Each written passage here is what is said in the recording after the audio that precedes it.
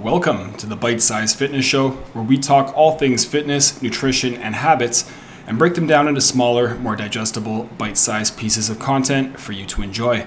My name is Sean Bykirk, and I am your host, and in today's episode, I'm going to be giving you some exercises that I rarely, if ever, program for my clients because I just feel like they have an injury risk to them. Okay, so a couple disclaimers here. You can do these exercises with good form, and chances are you're probably not going to get injured. You can do these exercises with bad form and still probably not get injured. There's a certain element of randomness to injuries, and it's not so simple. You can also do some of the modifications that I'm giving you and get injured. You could pick up a spoon off the floor and get injured. Okay, so there are so many different variables here.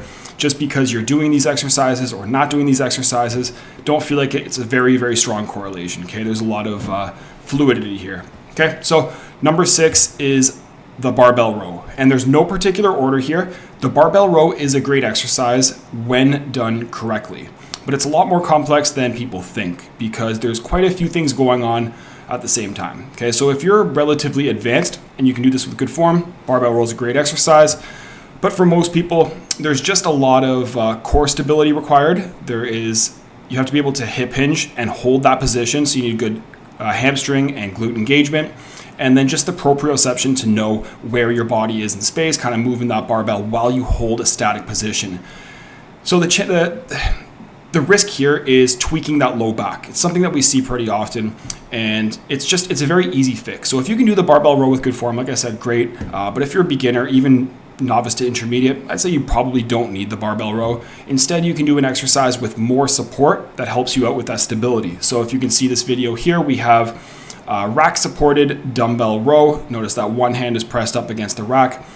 Takes away a lot of that stability required that you need with barbell row. Or you can use the barbell in a landmine fashion here and do a landmine row. So you're using the back part of the barbell as an anchor, which is going to help create some stability. So both of those exercises, they really give you the same benefits that you would get from a barbell row, except it's easier to do, and then your chances of actually tweaking your low back or hurting yourself much lower. Okay, so barbell row, something that I generally don't program very often for clients or even for myself for that matter. Number 5 is the heavy dumbbell chest fly on a bench. Okay, so keyword being heavy. And maybe this is a little bit of bias on my part, but I remember when I was first working at one of these big box gyms, I was talking to these two older guys, really good shape, and both of them had at some point in their life tore their pec. And both of them did it doing the exact same exercise, the dumbbell chest fly. And they were doing it with heavy weights, they were doing it with exaggerated range of motion to really get that stretch, and they were doing it with more extension in their arms. So all of these factors led their pec to tear. And if you've ever seen a pec tear, I was going to include a picture or a video on here, but it's pretty graphic, so I'm not going to do that. But you can Google it, you can YouTube it. It's a pretty nasty injury, and the recovery takes a long time. So chest flies are great, nothing wrong with them. Even dumbbell chest flies are good. Just lighten up on the weight a little bit, bend the elbows a little bit more, and shorten the range of motion. All of those things are going to help decrease your risk for injury. Again, I like the chest fly, nothing wrong with that. It's when you start to go heavier and you exaggerate that range of motion. But if you do want an alternative, you can get the exact same benefit from either a cable fly at your gym. My gym doesn't have cables, so we use band flies. You can see in this video here, I'm using resistance band.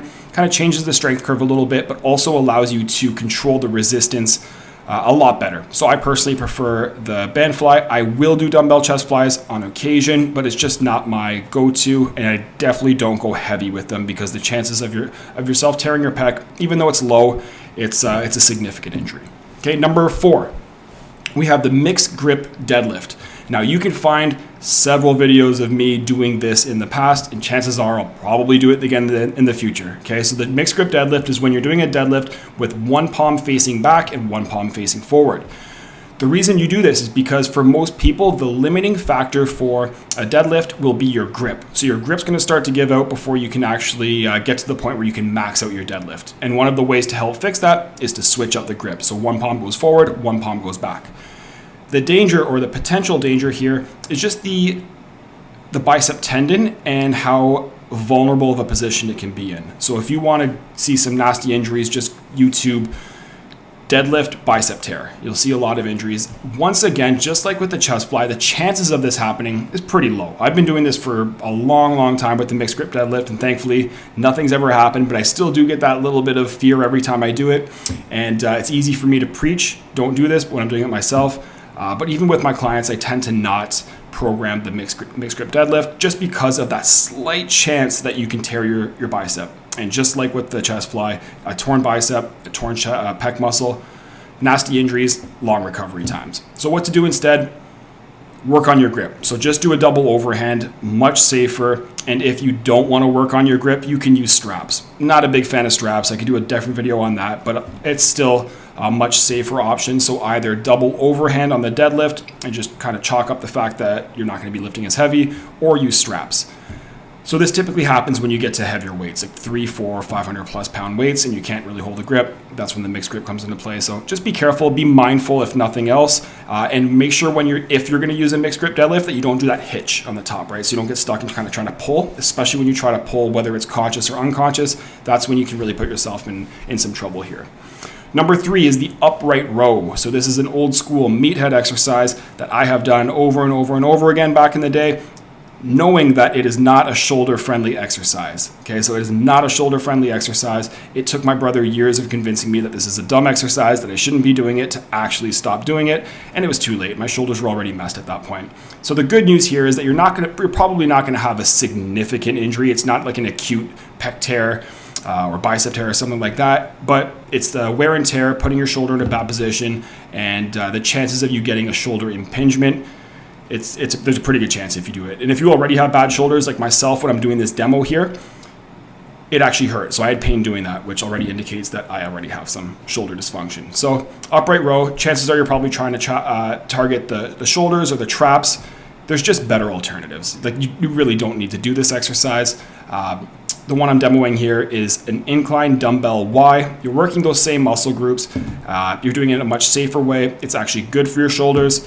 And you'll notice already the amount of harm that I've done to my shoulders if you look closely. The one side gets up really high, the other side's kind of lagging behind, and it's a mess. Okay, so once you get shoulder injuries, it's really difficult to repair them, even though it's not the worst injury to have in the world. It's stubborn, it's annoying.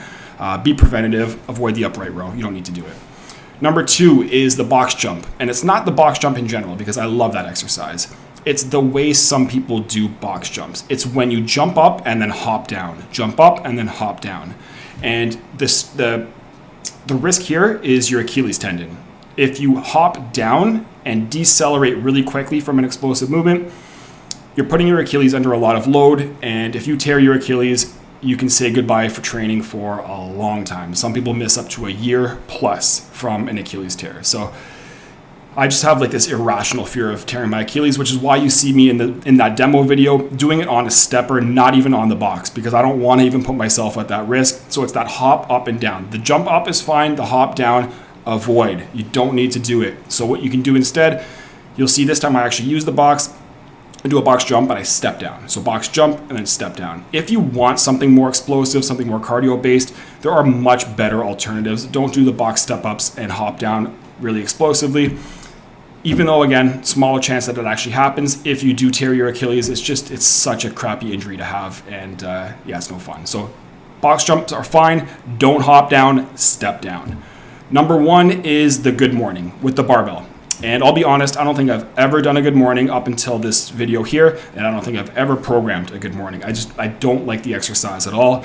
I just think you can get the same benefits from so many other movements. Okay, so I understand why people do it. You want to work your glutes, your hamstrings, your low back, your entire posterior chain without really loading up the grip. It's relatively common amongst women who want to get that backside without getting the big forearms that you usually get with the barbell deadlift. But honestly, anytime that barbell goes farther away from your hips, you need so much stability and mobility to be able to control that. So you need the strength and the flexibility to not hurt yourself, because you're putting your lower back in a very vulnerable position here. And the chances of tweaking something, I just feel like it's probably higher than any other exercise, especially as you get heavier with the weight, especially as you increase that range of motion. So the barbell good morning is just one of those exercises that I don't really, the risk reward for me, it's so obvious. Do something else, right? If you want to work your hamstrings, do a hamstring curl. If you want to work your glutes, isolate the glutes. If you want to work your lower back, isolate that low back. But I just think there's too many things that can go wrong during a good morning, even if you are relatively advanced. So it's just one of those exercises that I'm never going to do for myself, and I'm never going to program it. Again, that's probably some bias on my part, but that would be my number one. And I'm sure some of you have some disagreements in this, so drop them below. Appreciate you watching. See you in the next video.